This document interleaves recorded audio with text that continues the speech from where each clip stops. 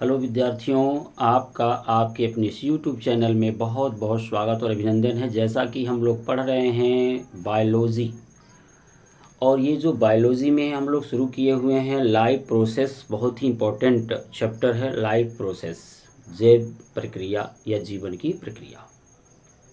इसके अंतर्गत हम लोग जो है 3 पार्ट ऑलरेडी कर चुके हैं, जिसमें लाइफ प्रोसेस क्या होता है, फिर हमने उसमें पाचन देखा, श्वसन देखा, रेस्पिरेशन जिसे बोलते हैं। आज जो हम लोग चर्चा करने वाले हैं वो करने वाले हैं ट्रांसपोर्ट, परिवहन।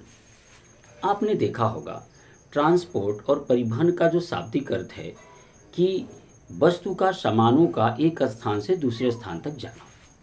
यानी कहते हैं कि हमने अपना सामान ट्रांसपोर्ट से लगा दिया है, तो मतलब क्या हुआ कि वस्तु का एक स्थान से दूसरे स्थान पर जाना ही ट्रांसपोर्ट कहलाता है। उसी को हम लोग परिवहन भी कहते हैं। आप देख सकते हो कि आपके जो सरकारी बसें हैं लिखा होता है परिवहन विभाग, मतलब आज व्यक्तियों को एक स्थान से दूसरे स्थान पर ढोने का काम करता है। उसी प्रकार से हमारे शरीर में जो ग्रहण किए गए पदार्थ हैं, जो हमारे द्वारा ग्रहण किए गए पदार्थ होते हैं, उन पदार्थों का भी हमारे शरीर में प्रत्येक कोशिका तक आना और जाना जरूरी है। यानी कहने का तात्पर्य है कि भोजन पाचन के बाद जो हमें पोषक पदार्थ मिले उनका प्रत्येक कोशिका तक जाना जरूरी है, तभी तो कोशिकाएं वर्क करेंगी, अन्यथा वर्क नहीं करेंगी। और जब वर्क नहीं करेंगी तो हमारे ऑर्गन वर्क नहीं करेंगे। जब ऑर्गन नहीं वर्क करेगा तो ऑर्गन सिस्टम नहीं काम करेगा, और ऑर्गन सिस्टम नहीं काम करेगा तो हमारी बॉडी भी कार्य नहीं कर पाएगी। तो विद्यार्थियों, हमारे ट्रांसपोर्ट का मतलब आपको समझ में आओगे। आइए मैं इसको थोड़ा परिभाषित कर देता हूँ। यानी ग्रहण किए गए पदार्थ, ग्रहण किए गए पदार्थों का प्रत्येक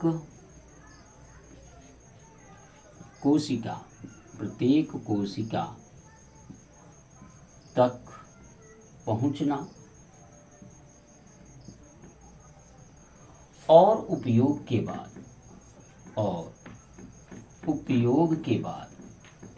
उपयोग के बाद बने अतिरिक्त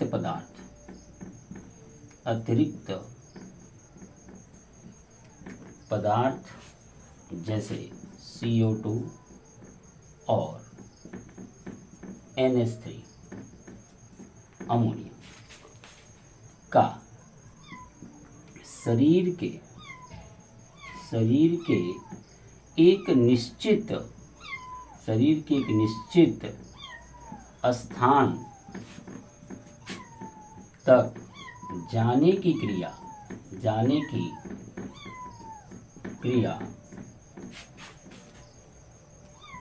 परिवहन या संवहन कहलाता है। तो जैसा कि हमने परिभाषित कर दिया विद्यार्थियों कि ग्रहण किए गए पदार्थों का प्रत्येक कोशिका तक पहुंचना और उपयोग के बाद बने अतिरिक्त पदार्थ जैसे कार्बन डाइऑक्साइड और अमोनिया NH3 का शरीर के निश्चित स्थान तक जाने की क्रिया परिवहन या संवहन कहलाता है। तो हमने अभी परिभाषित कर लिया कि परिवहन या संवहन क्या है।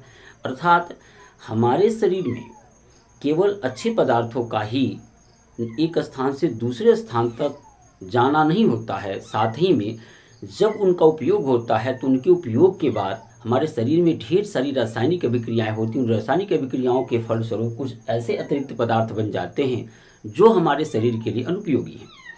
तो उनको एक निश्चित स्थान तक ले आना जहाँ से उन्हें शरीर से बाहर निकाल दिया जाता है।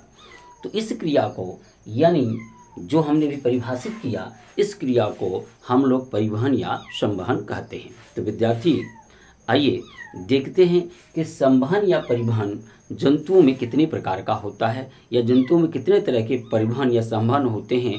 अब आप समझ गए होंगे कि संवहन या परिवहन का तात्पर्य केवल इतना है कि जो भी पदार्थ हम ग्रहण करते हैं उनका प्रत्येक कोशिका तक पहुंचना, और कोशिका में उपयोग के पश्चात जो अतिरिक्त पदार्थ बनते हैं उनको शरीर के निश्चित स्थान तक ले आने की जो क्रिया होती है उसे हम लोग संवहन या परिवहन कहते हैं। तो आइए देखते हैं ये कितने टाइप्स के परिवहन हम जंतुओं में पाए जाते हैं।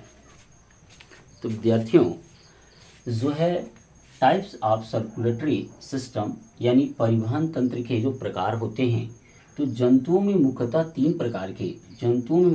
प्रकार की परिवहन जो है तंत्र पाए जाते हैं, परिवहन तंत्र पाए जाते हैं। पहला है जल परिवहन तंत्र, water circulatory system. Water circulatory system क्या होता है? यह जो तंत्र होता है इसमें जंतुओं के शरीर में पानी के माध्यम से, यानी जो पानी होती है, जल होती है, उसके माध्यम से जो पदार्थ होते हैं वो प्रत्येक कोशिका तक जाते हैं, और प्रत्येक कोशिका में उपयोग के पश्चात बने हुए अतिरिक्त जो पदार्थ होंगे वह एक शरीर के निश्चित स्थान तक आते हैं। तो पानी जब पदार्थों को ढोने का काम या पदार्थों को शरीर के एक स्थान से दूसरे स्थान तक ढोने का काम पानी करता है, तो ऐसे परिवहन तंत्र को हम लोग जल परिवहन तंत्र यानी वाटर सर्कुलेटरी सिस्टम कहते हैं। इसके अंदर आप स्पंज को ले सकते हो, सिलिंट्रेटस को ले सकते हो, जिसे हम लोग हाइड्रा भी बोलते हैं, और सितारा मछली, जो सितारा मछली होती है, इस सितारा मछली के अंदर भी जल परिवहन तंत्र ही पाया जाता है। दूसरी जो है अपनी है रुधिर परिवहन तंत्र, ब्लड सर्कुलेटरी सिस्टम। तो ब्लड सर्कुलेटरी सिस्टम यानी यह तंत्र यह है कि जिन जंतुओं के शरीर में जो है पोषक पदार्थ या अन्य पदार्थ शरीर के प्रत्येक कोशिका तक जाना, शरीर के एक स्थान से दूसरे स्थान तक जाना, वहाँ से फिर लौटना, तो रुधिर के माध्यम से अगर होता है, यदि ब्लड के माध्यम से वो हो रहा है, तो हम ऐसे तंत्र को रुधिर परिवहन तंत्र कहते हैं। इसमें जितने भी कशेरुकी जंतु होते हैं, सभी कशेरुकी जंतुओं में रुधिर परिवहन तंत्र ही पाया जाता है। आपका जो केचुआ है, किसानों का मित्र जो केचुआ है, उस केचुए के अंदर भी हमारा रुधिर परिवहन तंत्र ही पाया जाता है। और जितने आप कीटों को देखेंगे, जो भी कीट होंगे, जो भी कीट के अंतर्गत आते हैं, उस सभी कीटों के अंदर रुधिर परिवहन तंत्र ही पाया जाता है। अर्थात रुधिर जो है पोषक पदार्थों को या अन्य पदार्थों को कोशिका के प्रत्येक अंग तक ले जाता है। वहाँ अगर कोई अतिरिक्त पदार्थ बना तो उन्हें एक शरीर के निश्चित स्थान तक लाने का कार्य रुधिर करता है। ऐसे तंत्र को हम लोग रुधिर परिवहन तंत्र कहते हैं। लसिका परिवहन तंत्र, लसिका क्या है? लसिका जो छना हुआ खून, जो ब्लड है, ब्लड में जो कणिकाएं होती हैं, उन कणिकाओं को यदि हम छान करके हटा दें, जो शेष बच जाता है उसे हम लसिका बोलते हैं।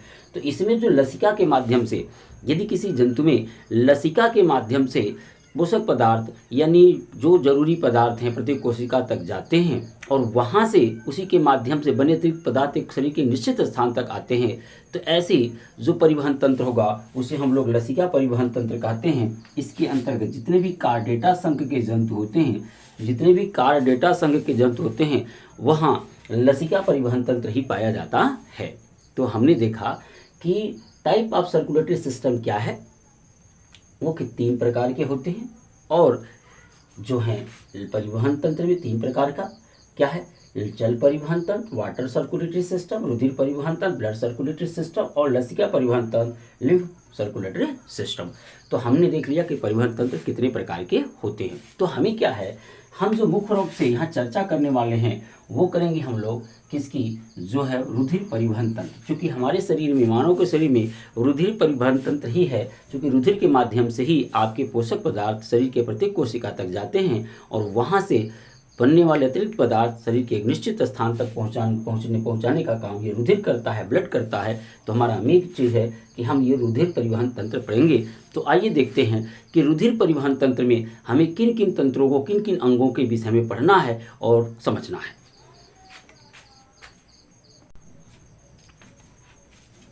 तो विद्यार्थियों, आइए देखते हैं रुधिर परिवहन तंत्र यानी ब्लड सर्कुलेटरी सिस्टम। हमें ब्लड सर्कुलेटरी सिस्टम में क्या क्या पढ़ना है हम बता दें। सबसे पहला हम लोग पढ़ेंगे ब्लड के विषय में, यानी रुधिर के विषय में, या इसी को हम लोग रक्त भी कहते हैं। तो हम सबसे पहले पढ़ेंगे रुधिर के विषय में या रक्त के विषय में, फिर पढ़ेंगे हार्ट के विषय में यानी हृदय के विषय में, हृदय के विषय में। तीसरी पढ़ेंगे हम जो है धमनियों के विषय में, धमनियों के विषय में, जिसे आर्टरीज की, और ट्रीज जिसे हम लोग धमनियाँ बोलते हैं, धमनियों के विषय में। और फिर हम पढ़ेंगे जो है वेन्स यानी शिराओं के विषय में, शिराओं के विषय में। तो हमें ये 4 चीज़ें पढ़नी है। रुधिर परिवहन तंत्र यानी ब्लड सर्कुलेशन सिस्टम में हमें ब्लड के विषय में जानना है, हार्ट के विषय में जानना है, आर्टरीज के विषय में जानना है, तो वेन्स के विषय में जानना है। तो निश्चित तौर से आप देख सकते हैं कि 4 टॉपिक पढ़नी है, तो एक वीडियो में तो ख़त्म नहीं हो पाएगा, लेकिन हम लोग पहले वीडियो में ब्लड को ख़त्म करते हैं, उसके बाद नेक्स्ट में देखेंगे अगर ब्लड खत्म हो जाता है तो फिर हार्ट को, उसके बाद हम लोग आर्टरीज और वेन्स के विषय में चर्चा करेंगे। तो थोड़ा ये टॉपिक लंबा है, तो इसके लिए छोटे छोटे 2 या 3 वीडियोस की ज़रूरत पड़ेगी। तो आइए सबसे पहले हम शुरू करते हैं, ब्लड रुधिर रक्त क्या है। हेलो विद्यार्थियों, तो हम लोग अब ब्लड की चर्चा करने वाले हैं कि ब्लड क्या है। तो आइए देखते हैं रुधिर। रुधिर क्या चीज़ है? रुधिर एक, पहला पॉइंट, रुधिर जो होता है, रुधिर एक तरल संयोजी उत्तक है, संयोजी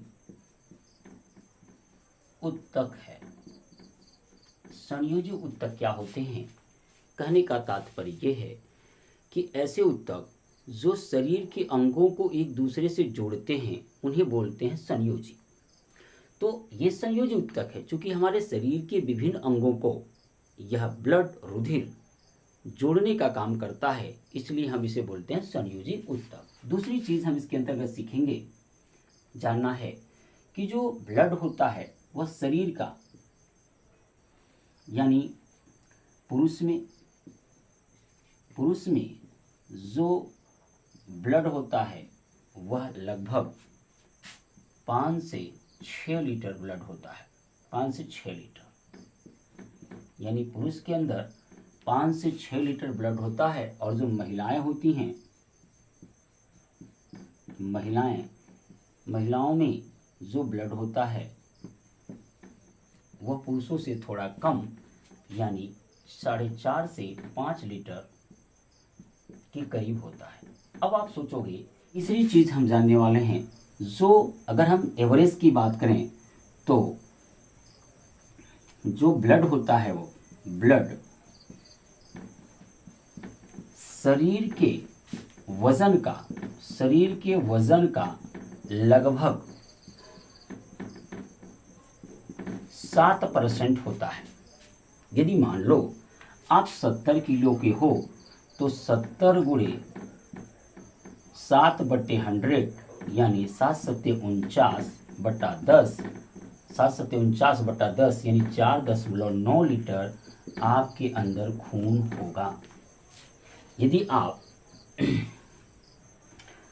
आप मान के चलो 80 किलो के हो तो 80 गुणे 7/100 यानी 10×8=56 यानी 5.6 लीटर खून आपके अंदर पाया जाएगा।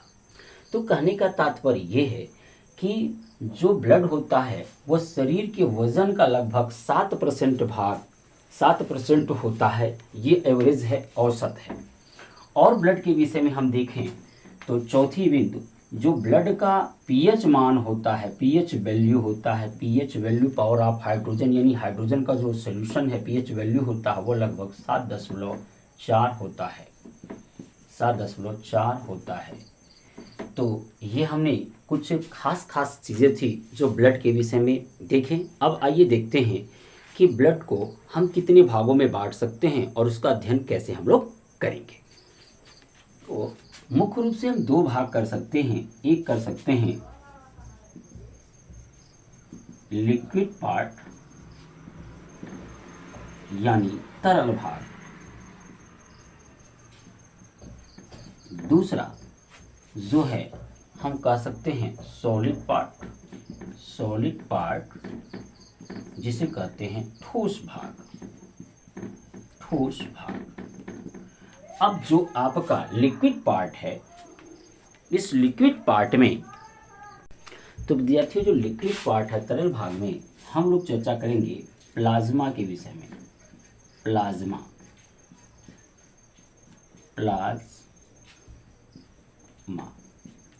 और जो सॉलिड पार्ट है, इस सॉलिड पार्ट में हम लोग चर्चा करने वाले हैं 3 चीज़ों के विषय में। एक चर्चा करेंगे आरबीसी जिसे बोलते हैं red blood corpuscles, WBC white blood corpuscles, और तीसरी चर्चा करेंगे हम लोग प्लेटलेट्स की।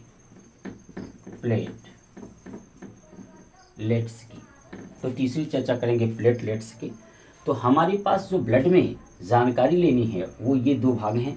एक है लिक्विड पार्ट में हम लोग सबसे पहले प्लाज्मा की जानकारी लेंगे, फिर हम सॉलिड पार्ट में चलेंगे और वहाँ पर RBC red blood corpuscles, WBC white blood corpuscles और प्लेटलेट्स के विषय में देखेंगे।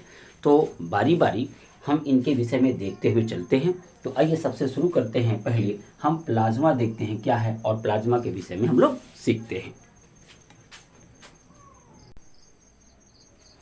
तो विद्यार्थियों अब हम देखते हैं इसके विषय में रुधिर ब्लड में जो पहला पार्ट हम लोग लेंगे प्लाज्मा। तो प्लाज्मा जो है हल्के पीले रंग का तरल पदार्थ है। जो प्लाज्मा होता है वो हल्के पीले रंग का तरल पदार्थ है। इसका जो है 90% भाग जल होता है, पानी होती है, और जो 10% भाग है इसमें 10% भाग में कार्बनिक और अकार्बनिक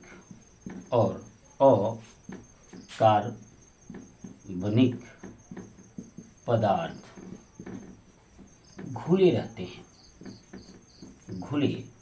रहते हैं। यानी सीधी सीधी बात है, जो प्लाज्मा है वो हल्के पीले रंग का एक तरल पदार्थ है। इसका जो 90% भाग होता है वो है जल होता है, और 10% भाग जो होता है वो उसमें कार्बनिक तथा अकार्बनिक पदार्थ घुले रहते हैं। इसमें पचे हुए भोजन होते हैं, इसमें पचे हुए भोजन, जैसे आप ग्लूकोज की बात करो, ग्लूकोज, एमिनो अम्ल की बात करो जो प्रोटीन का भाग होता है, और वसा अम्ल के साथ साथ जो होता है रुधिर में मिलने वाले प्रोटीन, हार्मोन्स,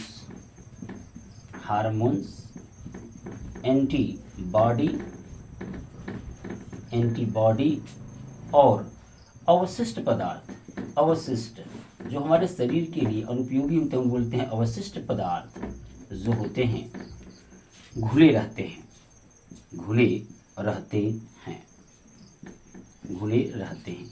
तो ये हो गया आपका प्लाज्मा के विषय में थोड़ी जानकारी कि प्लाज्मा एक हल्के पीले रंग का तरल पदार्थ है। इसका 90% भाग क्या होता है, जल होता है, और 10% भाग में कार्बनिक और अकार्बनिक पदार्थ घुले रहते हैं।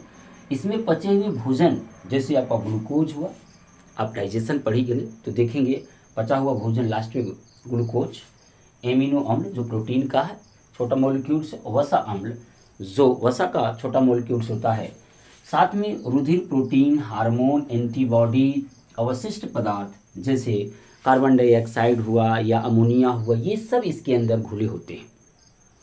तो ये है प्लाज्मा। अब हम देखेंगे कि प्लाज्मा वर्क क्या करता है, क्या कार्य हमारा प्लाज्मा करता है, क्यों हमारे शरीर में इसकी उपयोगिता है।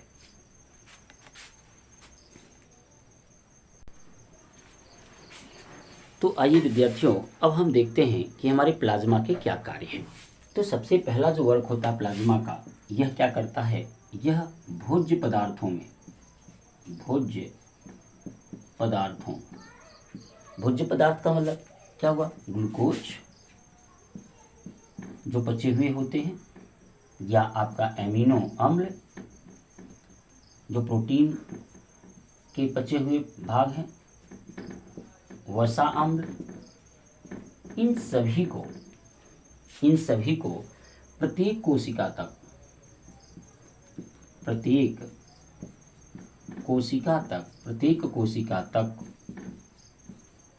पहुंचाने का कार्य करता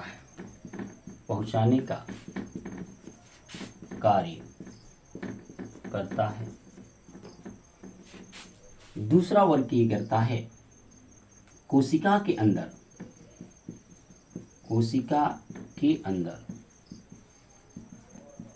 बनने वाले जो उत्सर्जी पदार्थ, जैसे आप कह सकते हो कार्बन डाइऑक्साइड और NH3 अमोनिया जैसे उत्सर्जी पदार्थों को शरीर के एक निश्चित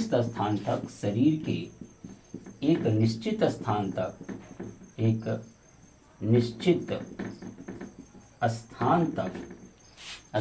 तक लाने का कार्य करता है।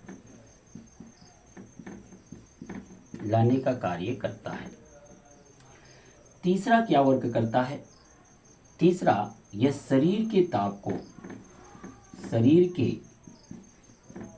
ताप का नियमन करता है। कहने का तात्पर्य यह है कि यह शरीर के ताप को आवश्यकता से अधिक नहीं जाने देगा और आवश्यकता से कम भी नहीं होने देगा। यानी शरीर के ताप का नियमन, यानी शरीर के ताप को नियंत्रित करने का, कंट्रोल करने का कार्य भी हमारा प्लाज्मा करता है। तो 3 वर्ग का पहले एक बार और रिवाइज कर लेते हैं कि भोज्य पदार्थ जैसे ग्लूकोज, एमिनो अम्ल, वसी अम्ल प्रत्येक कोशिका तक पहुंचाने का कार्य करता है। दूसरा, कोशिका के अंदर बनने वाले उत्सर्जी पदार्थ जैसे कार्बन डाइऑक्साइड, NH3 को शरीर के एक निश्चित स्थान तक पहुंचाने का कार्य करता है। शरीर के ताप का नियमन करता है और ऑक्सीजन को प्रत्येक कोशिका तक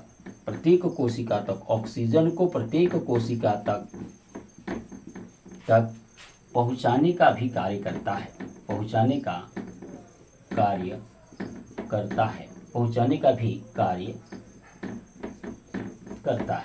तो आप देख सकते हो हमने 4 वर्ग लिख लिए। अब 5वें वर्ग की ओर चलते हैं कि 5वां वर्ग ये क्या करता है। तो 5वां वर्ग ये करता है कि इसके अंदर 2 प्रकार के प्रोटीन घुले होते हैं, जिसे बोलते हैं प्रोथ्रोम्बिन और फाइब्रिनोजेन। 2 प्रोटीन घुले होते हैं,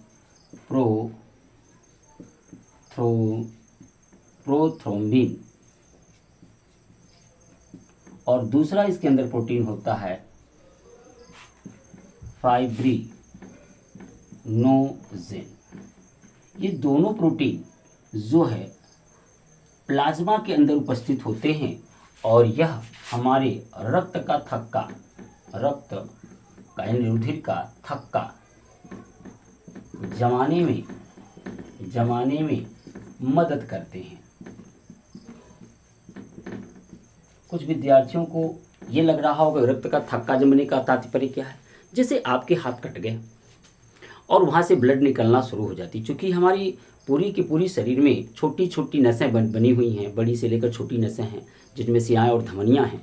तो वहाँ से जब कट जाता है तो कट होने के बाद वहाँ से ब्लड निकलना शुरू होता है। तब थोड़ी देर तक उसको दबाए रखते हो तो देखेंगे कि जहाँ से ब्लड निकल रहा है वहाँ क्लोटिंग होगी, यानी रक्त का थक्का जमेगा। जब रक्त का थक्का जम जाएगा तो वहाँ से खून बहना बंद हो जाता है और उस रक्त के थक्का जमाने का काम कौन करता है, प्रोथ्रोम्बिन और फाइब्रिनोजेन, जो रक्त में उपस्थित एक प्रोटीन है। क्या है ये? प्रोटीन है।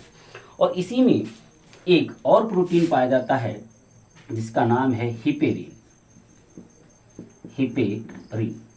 जो हिपेरिन प्रोटीन है ये क्या करता है, जो हमारी शिराएं हैं, धमनियां हैं, उनमें रक्त को जमने से रोकता है। ये रक्त को जमाने का काम करते हैं, थक्का बनाने का काम करते हैं प्रोथ्रोम्बिन और फाइब्रिनोजिन। जबकि हिपेरिन क्या करता है, हमारे शरीर में बहने वाली जो नलिकाएं हैं, रक्त नलिकाएं हैं, जिन्हें हम लोग धमनियाँ शिराएं कहते हैं, उनके अंदर खून को जमने से रोकने का काम करता है। तो ये रहे अपने प्लाज्मा के कार्य। और हम लोगों ने प्लाज्मा देखा कि प्लाज्मा है क्या और हमारे शरीर में उसके वर्क क्या हैं। अब आइए हम लोग चल ब्लड सर्कुलेशन सिस्टम में हमने चर्चा किया एक लिक्विड पार्ट, यानी ब्लड के दो पार्ट हमने बनाए, एक लिक्विड और एक सॉलिड पार्ट। तो हमने लिक्विड पार्ट में प्लाज्मा को पढ़ लिया, प्लाज्मा क्या होता है, उसके वर्क क्या है। अब हम जो है नेक्स्ट वीडियो में पढ़ने वाले हैं ब्लड के सॉलिड पार्ट में, जिसमें हम लोग चर्चा करेंगे आरबीसी, डब्ल्यूबीसी और प्लेटलेट्स की। यानी हम कोशिश करेंगे कि एक ही वीडियो में तीनों के तीनों खत्म हो जाए। और फिर नेक्स्ट हम लोग देखेंगे, फिर ब्लड ग्रुप के विषय में पढ़ेंगे, फिर उसके बाद हमारा ब्लड खत्म हो जाएगा तो फिर नेक्स्ट वीडियो में हम लोग हार्ट पढ़ेंगे, फिर उसके बाद आर्टरीज पढ़ेंगे, वेंस पढ़ेंगे। तो फिर मिलते हैं नेक्स्ट वीडियो में, तब तक के लिए हम आपसे इजाज़त लेते हैं।